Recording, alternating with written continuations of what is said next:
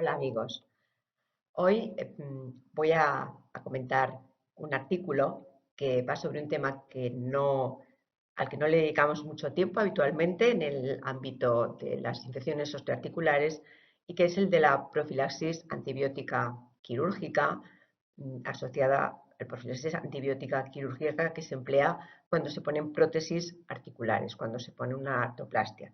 En concreto, este artículo que he elegido, que fundamentalmente lo he elegido como motivo para reflexionar sobre este tema, eh, eh, está específicamente centrado en las prótesis de hombros. Las prótesis de hombros, que es otro tema que tampoco es tan común porque no son tan frecuentes como las de rodilla o las de cadera. Y este es el artículo. Habla sobre la profilaxis antibiótica con cefazolina versus otras alternativas distintas a la cefazolina en las prótesis de hombro y en el riesgo de que estas prótesis se infecten. Aquí tenemos la referencia completa del artículo que se publicó en 2022 y este sería el diseño del estudio y los resultados globales iniciales del estudio.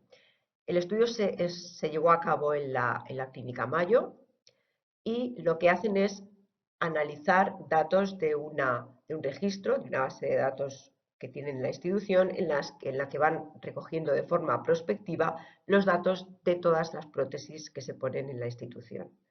Para este trabajo concreto, para este estudio, lo que hacen es seleccionar los pacientes adultos con prótesis primaria de hombro,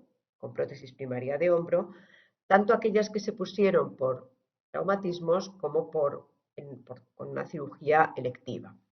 Y durante un periodo de tiempo realmente largo, desde 2000 hasta 2019, es decir, 20 años, es decir, que incluyen los pacientes que han recogido durante este periodo de tiempo, los pacientes adultos con infecciones de prótesis, a los que se le ha implantado una prótesis articular de hombro primaria, de indicación electiva o urgente por traumatismo, y realmente incluyen un número muy amplio de casos de artroplastias de hombro, más de 8.000 casos de prótesis de hombro colocadas de artroplastias de hombro en este periodo de tiempo.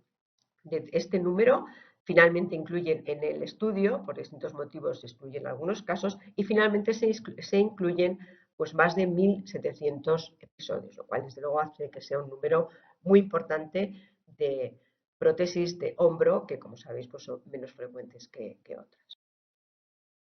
Estos autores se preguntan si hay diferencias entre el porcentaje de infecciones de prótesis entre aquellos que recibieron cefazolina, que fueron la gran mayoría de los pacientes, como veis aquí casi el 90% de los pacientes, frente a aquellos que recibieron regímenes distintos de la cefazolina. Estos regímenes supusieron algo más del 10% de los casos. ¿Y qué regímenes fueron estos? Pues bueno, como es de esperar, vancomicina, el más frecuente, que supuso un 6% de todos los pacientes incluidos, y clindamicina, el 4,5%.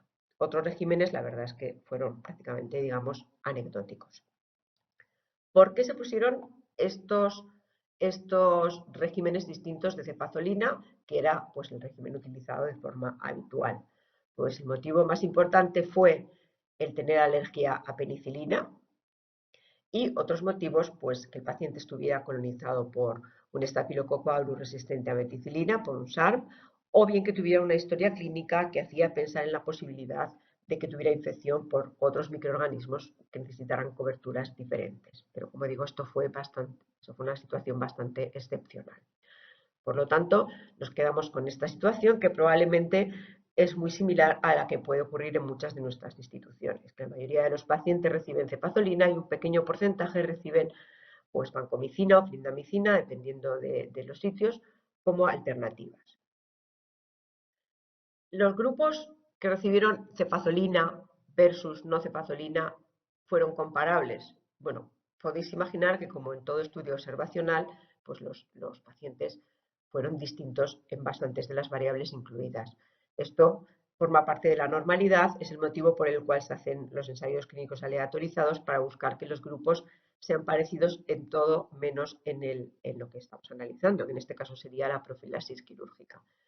En este caso es un estudio observacional y por tanto hay diferencias en muchos de los aspectos. Aquí pues, podemos ver cómo hay diferencias en cuanto al porcentaje de varones, el porcentaje de fumadores, también los distintos grupos que forman la clase de ASA, de la clasificación de los americana de los anestesistas, o también el porcentaje, lógicamente, de los pacientes que estaban o no colonizados por MARSA. Obviamente, pues hay más porcentaje de colonizados por MARSA aquí, en el grupo de la no cefazolina, o indicación por trauma, o el tipo de artroplastia, y también si recibieron o la prótesis se colocó con cemento con o sin antibiótico, y también en cuanto a la duración del tiempo, presumiblemente de la cirugía, aunque realmente lo que aquí recogen como tal es la duración del tiempo de anestesia o el tiempo que el paciente estuvo en el quirófano. Como digo, hay diferencias en todas estas variables, es un hecho frecuente en los estudios observacionales, motivo por el cual pues, tenemos que hacer después un ajuste por otras variables mediante un análisis multivariable. Bueno, volviendo a nuestro estudio, al planteamiento de nuestro estudio, de los más de 7.700 casos incluidos, finalmente, al cabo del periodo de seguimiento, que fue muy amplio, en este estudio planteaban un mínimo de seguimiento de 2 años, pero hubo pacientes seguidos hasta 15 años después. Como digo, hubo 101 episodios de infección de prótesis articular, lo que supone un porcentaje de un 1,31% de estos más de 7.700 pacientes con prótesis de hombro. ¿Qué microorganismos causaron estas infecciones? Bueno, se parecen bastante a los que producen habitualmente otro tipo de infecciones de prótesis. Quizá destacar, como sabéis, que Cutibacterium acnes pues, se asocia con más frecuencia a las infecciones del hombro, incluidas las infecciones de prótesis de hombro, y en este caso pues, fue, de hecho, el microorganismo que más frecuentemente produjo infecciones de prótesis articulares, seguido por Staphylococcus aureus, Staphylococcus coagulasa negativos o Streptococcus. Aquí tenemos este grupo que suelen ser los microorganismos más frecuentes en casi todos los estudios de infecciones de prótesis, los Staphylococcus. Pero también hubo otros microorganismos entre los cuales cabe destacar los bacilos gram negativos y entre los bacilos gram negativos sobre todo los enterobacterales como E. coli, Klebsiella psittacus, Lactobacillus, Helicobacter cloacae, Klebsiella pneumoniae o Pseudomonas aeruginosa, porcentaje que también tiene su papel en este. ¿Qué porcentaje de infecciones hubo dependiendo de la profilaxis que recibieron? Fijaos que en el caso de la cefazolina este porcentaje fue del 1,1%, pero si vamos al grupo de la vancomicina, aquí ya tenemos un porcentaje de 2,4%. Aparentemente podemos pensar que es un porcentaje bajo, pero realmente fijaros que es más del doble del porcentaje de infecciones que tuvieron los pacientes del grupo de la cefazolina. Y en el caso de la clindamicina, este porcentaje aún fue mayor, del 4%, es decir, que hablamos casi de 4 veces más que los que recibieron cefazolina. En el caso de los que recibieron otras profilaxis, que fueron 24, pues no tuvieron ninguna infección y por lo tanto al final se analizan pues, estos 3 antibióticos. Visto desde el punto de vista de la, llamemos, supervivencia libre de infección, mediante un análisis de supervivencia, pues aquí vemos como la cefazolina en azul versus otros regímenes distintos de la cefazolina. Como digo, la cefazolina se asoció con una mayor supervivencia sin infección de prótesis articular. Esto es con un seguimiento de 15 años y aquí tenemos con un seguimiento de 5 años, que probablemente tiene más sentido para si estamos hablando de la profilaxis quirúrgica, y vemos de nuevo pues esto, los que recibieron cefazolina pues tuvieron menos infecciones que los que recibieron otros regímenes. Si lo vemos durante el seguimiento que pasó con estos 3 antibióticos, pues vemos que ya en el primer mes se observa esta tendencia. Los pacientes con cefazolina tienen una incidencia menor de infección de prótesis que los que reciben vancomicina o clindamicina. Esto se mantiene al cabo del año, de igual manera.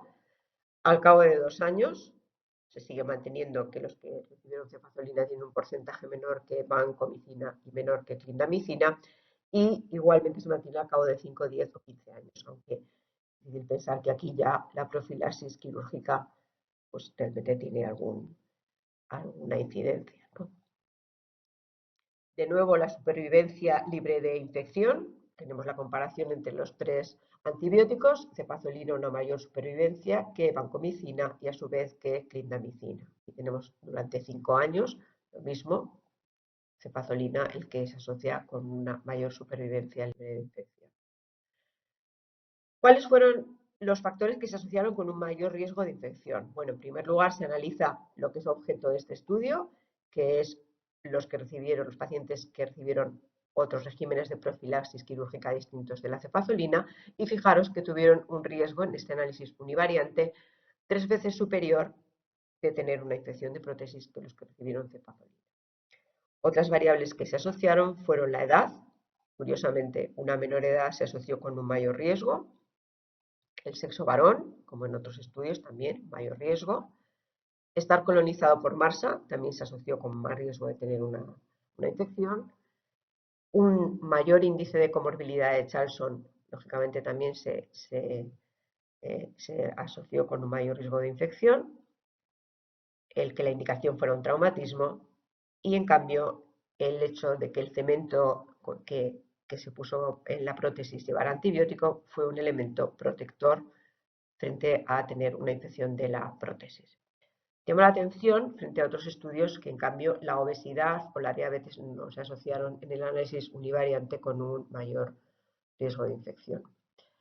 ¿Qué hicieron estos autores para ajustar? Bueno, esto siempre es un problema, ¿no? ¿Cómo ajustamos por otras variables que también se asocian con un mayor o menor riesgo de tener una infección para ver realmente cuál es el efecto que estamos estudiando, ¿no? El efecto, en este caso, de los antibióticos de la profilaxis. Bueno, pues ajustaron por las variables que habían sido significativas en el análisis univariante. Esto es una manera de hacerlo, no es la única. También se puede decidir que se pueden incluir todas las variables que la teoría nos dice que están asociadas con un mayor riesgo, ¿no? Incluso aquí, pues una que no se ha analizado es la duración de la cirugía, que probablemente también podría tener su importancia. Como digo, lo que hicieron fue ajustar por estas variables que fueron significativas en el análisis univariante, y con este tipo de análisis, en el análisis multivariable, lo que concluyen es que el riesgo de tener una infección de prótesis en los pacientes que recibieron vancomicina fue superior al doble que el que tuvieron los pacientes que recibieron cefazolina. Y los que recibieron clindamicina, un riesgo que fue más de 5 veces el riesgo que tuvieron aquellos que recibieron cefazolina. Por tanto, son unas conclusiones aparentemente bastante sólidas que sugieren que estas alternativas a cefazolina, que son microorganismos que fundamentalmente lo que hacen es cubrir los cocos gram positivos, con respecto a cefazolina, en cambio no cubren otros microorganismos. No vamos a entrar ahora en el detalle de pensar cuáles pueden ser los motivos de que este puede ser uno de ellos, la cobertura, pero también la eficacia, parámetros PKPD, etcétera. Pero bueno, este es el resultado que encontraron, que los pacientes que recibían cefazolina tenían un riesgo claramente inferior a los que recibieron otros regímenes, que son los que habitualmente se recomiendan para los pacientes alérgicos a penicilina. Este es un resultado muy novedoso. Bueno, lo cierto es que ya había datos previos en la misma dirección. Tenemos algunos otros estudios en la misma dirección, este de 2019, en los que también vieron un mayor riesgo de infecciones de prótesis, en el caso de prótesis de rodilla y de cadera, cuando se usaban otros antibióticos distintos de la cefazolina. Hablamos también de pacientes que recibían habitualmente pues vancomicina o clindamicina, que son los antibióticos que normalmente las guías recomiendan para los pacientes alérgicos a penicilina. Esto es interesante también porque el planteamiento aquí es el de aquellos pacientes en los que se reporta o en los que figura en la historia clínica que son alérgicos a penicilina. Estos autores analizan estos pacientes y ven que también se aumentan con un mayor riesgo de tener una infección de prótesis después de una artroplastia de rodilla, de cadera y de hombro. No logran concluir que la asociación sea debida a los antibióticos específicos, pero sí es interesante que es el asunto de estar definido, estar incluido en la historia como paciente alérgico a la penicilina. Y más recientemente estos autores, en este mismo año, pues justamente analizan qué ocurre con aquellos pacientes en los que figura que son alérgicos a la penicilina y que reciben cefazolina o que reciben otras alternativas. Y lo que ellos ven es que realmente los episodios de alergia o de efectos adversos en el quirófano de aquellos pacientes que están etiquetados como alérgicos a penicilina frente a los que no lo están y reciben cefazolina, pues no hay diferencias en cuanto al porcentaje de efectos adversos o de alergias como tales, ¿no? Ellos concluyen que, por tanto, el tener documentada una alergia a penicilina no es un motivo para no dar cefazolina, puesto que lo que observan, una vez más, es que los pacientes que reciben cefazolina tienen menos infecciones. Bueno, esto es un tema que no voy a entrar al detalle de estos artículos, simplemente es reflexionar que hay otros estudios en esta misma dirección que han demostrado, todos ellos son observacionales, que recibir cefazolina tiene un menor riesgo de tener infecciones de prótesis que los regímenes alternativos tipo vancomicina o clindamicina.